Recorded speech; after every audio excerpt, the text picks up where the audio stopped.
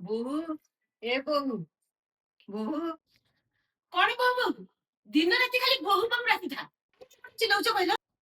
ବୋହୂ ଭୋକ ଲାଗିଲାଣି କଣ ଦିଟା দিয়ে ଖାଇବାକୁ ଦେ। ଓହୋ ମହାରାଣୀ କି ଭୋକ ଲାଗିଲାଣି। ଆପଣ ଯାଇକି ସିଂହାସନରେ ବିରାଜମାନ ହୁଅନ୍ତୁ। ମୁଁ ଛପନ ଭୋଗ ବାଢି ଦଉଛି ଆରାମରେ ପେଟ ପୁରା ଖାଇଦେବେ।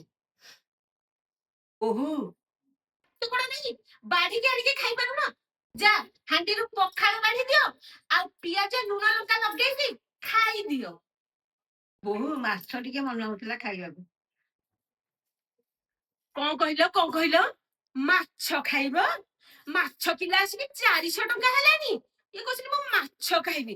ସତରେ ବୋପାହାର ଟଙ୍କା ଦେଇ ଦଉଛନ୍ତି ତ ଇଏ ମାଛ ଖାଇଦେବେ।